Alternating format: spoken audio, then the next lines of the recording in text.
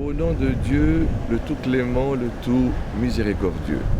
Soyez les bienvenus à cette nouvelle vidéo de la série L'épreuve inouïe de la vérité. Voici donc 3 preuves éclatantes que personne ne saurait nier, pas même quelqu'un qui ne croit pas en Dieu, le Très-Haut, son Créateur. Cette première preuve est le livre du Seigneur des mondes, la dernière des révélations, qui a été révélée en langue arabe originale sur le prophète arabe. Dès l'aube de sa révélation, il y a 14 siècles, des milliers de musulmans, et parmi eux les compagnons du dernier prophète Mohammed, paix et bénédiction d'Allah soit sur lui, des milliers de musulmans, enfants, hommes et femmes, ont appris le Coran par cœur.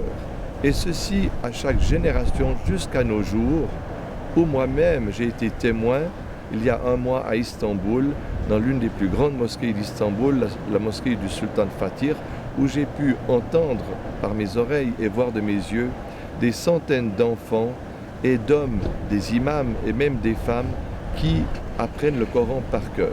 Et cela ne concerne que la Turquie, mais dans tous les pays musulmans, que ce soit en Asie, en Afrique et même en Europe maintenant, vous avez des musulmans qui apprennent le Coran par cœur. Et cette faveur de la part de celui qui l'a descendu est unique, car les chrétiens et les juifs ne mémorisent pas la Bible par cœur. Donc, si quelqu'un de mal intentionné se proposait d'enlever un mot du Coran, ou de changer ne serait-ce qu'un seul verset du livre sublime, tout de suite il serait sanctionné et découvert par des milliers de musulmans, enfants, adultes, qui connaissent le Coran par cœur. Ainsi Dieu a-t-il donc protégé son dernier livre comme il l'a promis dans ce verset de la sourate numéro 15 au verset 9. Le Très-Haut dit: c'est nous qui avons en vérité fait descendre le rappel, c'est-à-dire le Coran, et c'est nous qui en assumons l'intégrité. Fin de citation. Même la Bible ne partage pas cette faveur divine, car bien que les Juifs possèdent une Torah, c'est-à-dire l'Ancien Testament, en langue hébraïque, mais celle-ci ne date que du XIe siècle, c'est-à-dire 4 siècles après la révélation du dernier livre, le Coran. Et d'ailleurs, nous lisons dans la Bible, au 2e livre des Chroniques, à la fin de ce 2e livre des Chroniques, que Nebuchadnezzar, roi de Babylone, a brûlé la maison de Dieu qui était à Jérusalem, dans laquelle se trouvait la Torah, qui était réécrite par le prophète Esdras, dans le chapitre qui suit, le livre qui suit, le livre de Esdras. Et les 2 livres de Maccabée attestent que c'est Antonius, roi de Rome, qui aurait brûlé les écrits de Esdras.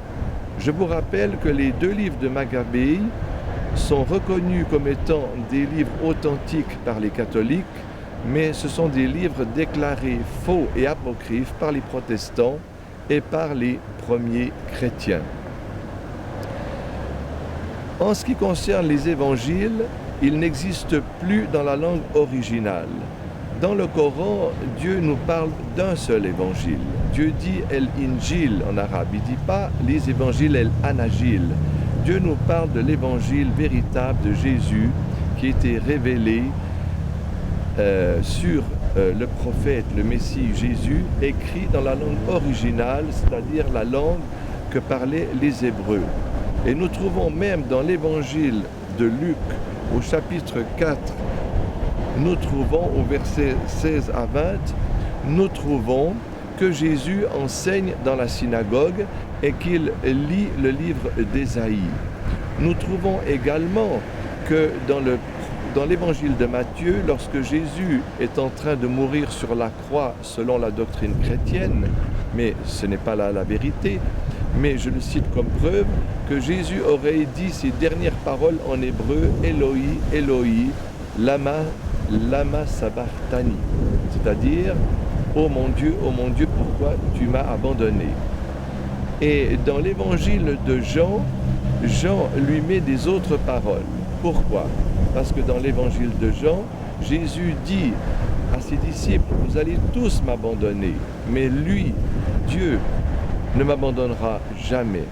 Et en effet, les 4 évangiles nous rapportent que lors de l'arrestation du Messie, ses disciples ont tous abandonné, ce qui n'est pas une preuve d'amour et de fidélité, car les compagnons du prophète, à part 5 compagnons qui avaient renié l'islam, environ près de 100 000 compagnons sont restés fidèles et ont combattu avec le prophète. Ils ne l'ont pas abandonné lorsqu'il était dans la difficulté.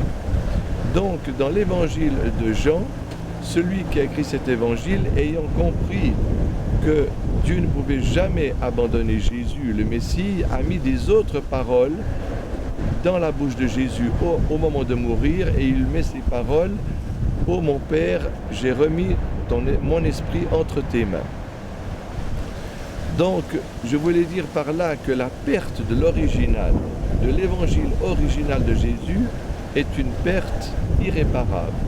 Car lorsque Dieu nous parle de son livre dans le Coran, il parle toujours du Coran en arabe.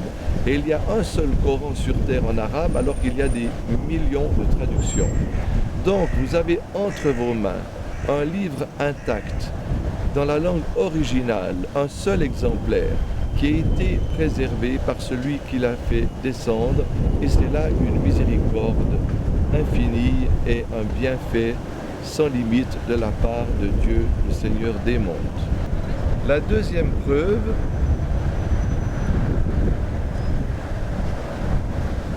Dieu a le pouvoir de punir.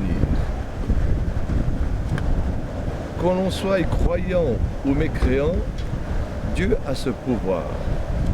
Et je vous donnerai pour cela 2 exemples. Le premier exemple est celui du croyant qui a accepté les commandements de Dieu et qui, lorsqu'il les enfreint, sait que Dieu peut le punir, il peut aussi lui pardonner. Par exemple, un homme croyant aurait commis l'adultère, la fornication ou la sodomie avec dans un acte qui est complet. Donc je ne parle pas des préliminaires, je parle de l'acte qui est tout à fait complet, de la pénétration, et qui a eu 4 témoins d'hommes qui sont des croyants justes et qui ont vu cet acte. Vous voyez que c'est déjà très difficile de réunir toutes ces conditions. Ou bien de l'aveu lui-même du croyant pécheur. Comme ceci s'est passé du temps du prophète, une femme qui avait commis l'adultère est venue près du prophète et elle voulait subir la peine prescrite, qui est la peine de la lapidation jusqu'à ce que la mort s'ensuive. Donc le croyant, sur son aveu, va accepter cette peine, et lorsqu'il va recevoir la première pierre sur la tête, si Dieu le veut, il aura déjà perdu connaissance. Et après la deuxième et la troisième, jusqu'à ce que la mort vienne, ça durera peut-être au maximum 1 minute ou 2 minutes ou 3 minutes. Et le jour de la résurrection, Dieu va le recréer tel qu'il était la première fois. Il va le ressusciter, n'est-ce pas? Et il lui a pardonné. Et il va le faire entrer dans son paradis. Vous avez...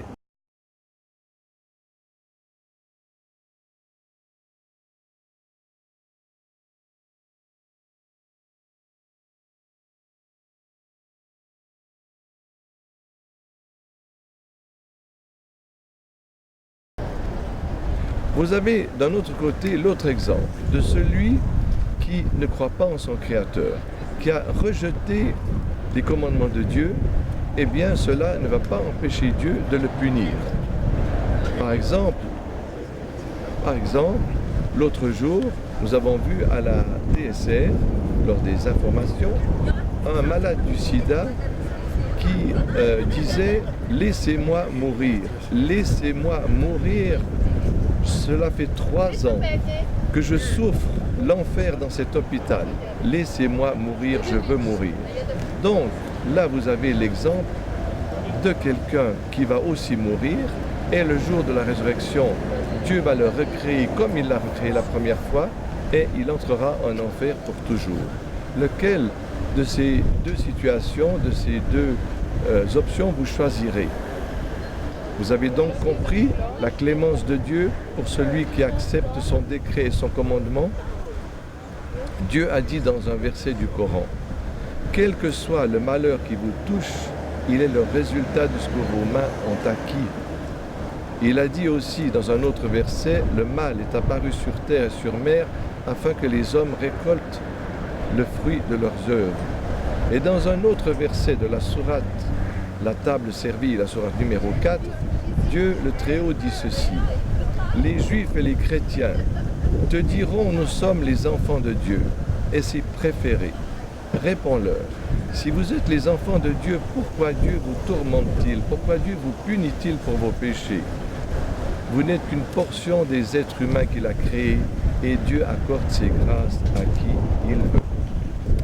La troisième preuve irréfutable, il y a 14 siècles, un homme, un bédouin du désert, vint vers le prophète Mohammed.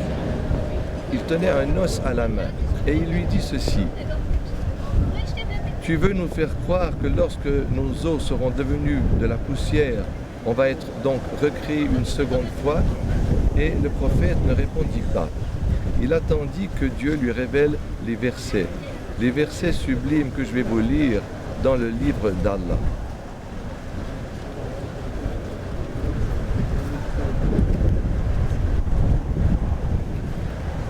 L'homme ne voit-il pas que nous l'avons créé d'une goutte de sperme, et le voilà devenu un adversaire déclaré. Il cite pour nous un exemple, tandis qu'il oublie sa propre création, c'est-à-dire qu'il n'était rien. Il dit, qui va redonner la vie à des ossements une fois réduits en poussière? Dit, celui qui les a créés une première fois leur redonnera la vie. Il se connaît parfaitement à toute création. C'est lui qui de l'arbre vert a fait pour vous du feu, et voilà que de cela vous allumez. Celui qui a créé les cieux et la terre, ne serait-il pas capable de créer leur pareil? Oui, car il est le grand créateur et il est l'omniscient.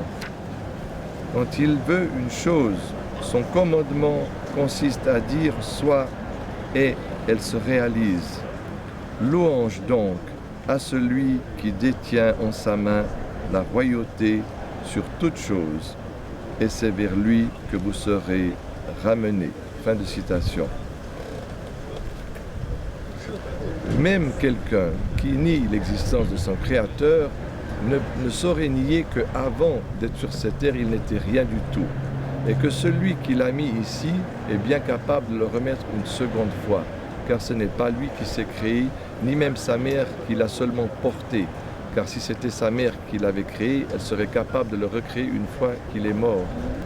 Dans un temps très court, nous allons toucher par celle qui est la fin des jouissances, c'est-à-dire la mort. C'est une chose incontournable. C'est pourquoi Dieu nous rappelle dans son livre sublime ces versets. Glorifie donc ton Seigneur par sa louange et sois de ceux qui se prosternent. Et adore ton Seigneur jusqu'à ce que te vienne la certitude, la mort. Sourate numéro 15, versets 98 et 99. Et aussi dans la sourate 50 au verset 19, Dieu dit ceci, l'agonie de la mort fait apparaître la vérité. Voilà ce dont tu t'écartais. Fin de citation. C'est pourquoi, chers auditeurs, je vous invite aujourd'hui, avec la permission de Dieu, d'accepter la soumission à votre Créateur, c'est-à-dire l'islam. Et celui qui l'accepte, Dieu lui pardonne toutes ses fautes et ses péchés, et tout le bien qu'il a fait avant lui est compté. Ne soyez pas de ceux qui renient leur Créateur et qui seront récompensés de leurs bonnes actions seulement dans ce monde. Le prophète Mohammed a dit, le mécréant qui fait des bonnes actions, Dieu le récompense déjà dans cette vie car Dieu est juste. Jusqu'au moment de sa mort et le jour de la résurrection, il n'aura plus aucune bonne action dans l'autre vie. Tandis que le croyant, Dieu le récompense en partie dans cette vie, mais il aura toute sa récompense le jour de la résurrection. Pour entrer dans la religion de Dieu, voici ce que vous devez faire. Vous devez témoigner en langue arabe, je vais vous l'expliquer en français. Vous devez témoigner que Dieu seul, le Créateur, mérite d'être adoré et que lui seul mérite d'être prié. Et vous devez croire à tous les prophètes, depuis Adam jusqu'à Mohammed, qui est le dernier prophète. Celui qui témoigne de cela, en arabe c'est « Ashhadu la ilaha illallah wa ashhadu anna Muhammadan Rasulullah ». Celui qui témoigne de cela, toutes ses fautes passées sont pardonnées et tout le bien qu'il a fait lui est acquis. Et maintenant commence pour lui un nouveau compte. Après avoir prononcé le témoignage de la foi, je vous invite à apprendre cette prière d'adoration que Dieu vous a prescrit 5 fois par jour. Cette prière d'adoration et de remerciement à celui qui est la source de tout bien. Et le prophète a aussi dit dans une parole de lui qui n'est pas le Coran, celui que Dieu a guidé à la soumission, à l'islam, à lui, il a gagné. Et celui qui l'a accordé avec la soumission sa subsistance et qui l'a rendu satisfait de ce qu'il lui a accordé. Je répète, il a gagné. Celui que Dieu a guidé à l'islam, à la soumission à Dieu, et celui qui l'a accordé sa subsistance et qui l'a rendu satisfait de ce qu'il lui a donné.